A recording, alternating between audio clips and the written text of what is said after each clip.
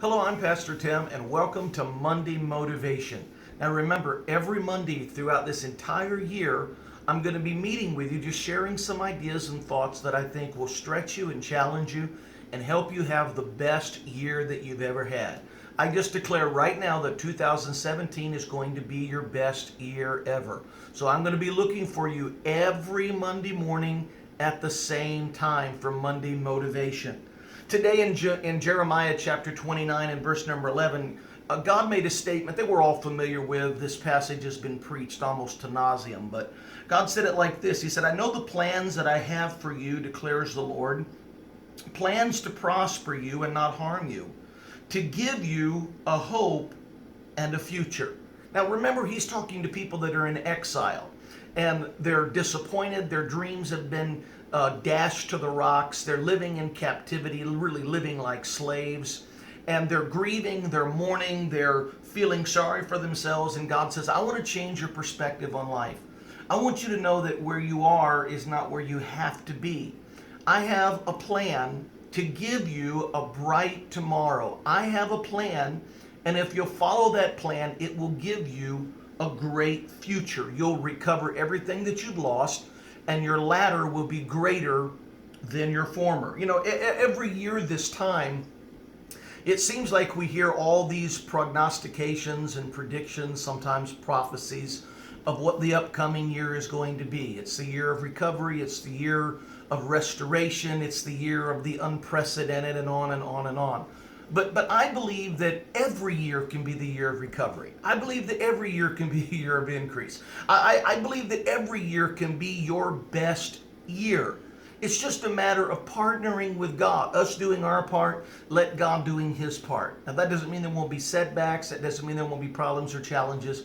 What that does mean is that we're committed to a plan, we're faithful to God's promises, and we're going to work through whatever life throws at us this year. We're going to conquer it, and we're going to be better at the end than we were in the beginning. Because let's be honest, great futures don't just happen. You don't go to bed a zero and wake up a hero. Something has to occur in your life. You've got to go through a process. Great futures are created. They're built. Sometimes they're built on the ruins of failure, disappointment, betrayal, divorce, whatever you've gone through. That doesn't have to be your final destination. You can build a great future, but it's not automatic. It's the result of a vision, a plan, and a lot of hard work. It's the result of knowing where you're going and making up your mind that no thing and nobody is going to rob you of your desire, of your destination, of your vision. It really begins with the understanding that God has a destiny and a purpose for your life. I want you to stop and I want you to think about that for just a moment. I want you to let that sink in. God has a destiny for my life. Not here by accident or coincidence. There's a destiny, there's a reason. When I talk about destiny, I'm not talking about fate. I'm not talking about, whatever will be, will be. I'm not talking about some cosmic conspiracy. What I'm talking about is God has a desired ending. He wants good things for us. He wants us to have productive relationships. He wants us to be successful in life. He wants us to maximize this gift. And so in every one of us, he has deposited, the Bible says he's deposited eternity. There's greatness within you.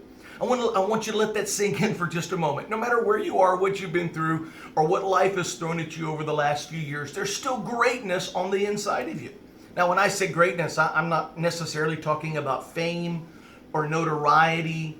That's how the world defines greatness. When I talk about greatness, I'm talking about being the best person that you can be. I'm talking about living out your dreams. I'm talking about maximizing the potential that's in your life. There's greatness on the inside of you. And let's be honest. The truth is, we all know it. We all know there's something in us bigger than what we're doing right now. No one wants to just live and die and pass from the scene and be forgotten. We all want to leave a mark. We want to leave an indelible mark that will never be erased. That's why, people are so captivated with movies like Supernatural and X-Men and all of these blockbuster movies about people that have extraordinary powers and accomplish unusual things, because all of us know that within us There is this quest, there is this desire to live a life bigger than just go to work on Monday, work Monday, Tuesday, Wednesday, Thursday, Friday, rest on Saturday, go to church on Sunday, and start the process over again on Monday, and do that until we retire, and then we move to Florida when we're too weak to really enjoy life, and we're old, and we just live out our lives waiting for it to expire. We all know there's more than that. There's destiny, there's purpose within us. Now, this is the reason why God created us so unique. I want you to think about this for a moment. With about 5.5 billion people on this planet, every one of us have our own fingerprints. We all have our own vocal patterns. They have equipment now that they can scan the retina of your eye, and they can separate you from every other living being on this planet. I heard a great man of God say it like this: every one of us are given our own distinct set of fingerprints so that we can all leave a mark that nobody but us can leave. That's why you can't allow other people to define you. You can't allow other people to place value on you. You might not be a size 6. You might not have a $100,000 income every year, but that doesn't define you. You might live in the projects. You might take the bus to work. Or, we had a guy that used to ride a bicycle to church during the spring, summer, and fall because he didn't have transportation. That doesn't define you. That defines where you are. That defines where you start. That doesn't define who you are. There's greatness on the inside of you. There's uniqueness. Don't try to be like anybody else. Be you. Be the best you.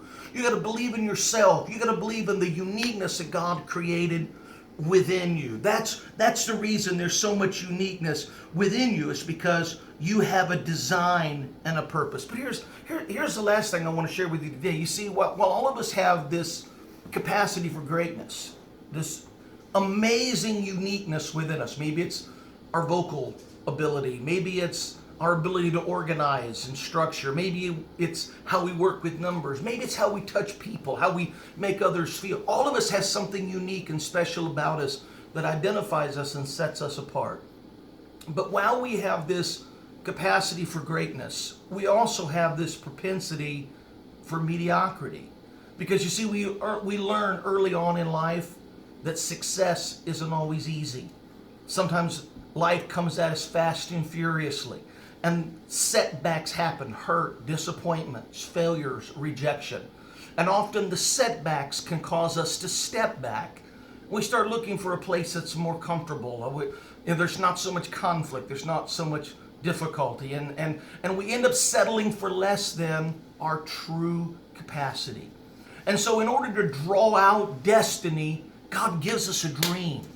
A dream is a preview of coming attractions. It's the ability to see in the spirit what you can't see in the flesh. I'll talk about the dream next Monday, but He gives us a dream to draw out the destiny, the greatness within us. Here's my challenge for you this week. Every day, I want to challenge you to take just a couple of moments and dream. I said something to my church several years ago that I'll never forget. What you see when your eyes are closed is way more important than what you see when they're open. I challenge you every day this week, close your eyes and see something. See your marriage healed. See your relationships better. See your job successful. See your career advancing. See your health recovering. Close your eyes and see it. See it in the realm of faith. See it in the realm of the Spirit. Close your eyes. Let God restore a vision to you. And then I want you to write those thoughts down. I want you to write those visions down. And I want to meet with you next Monday morning at this same time for Monday Motivation. Because remember, what you see when your eyes are closed is much more important than what you see when they're open.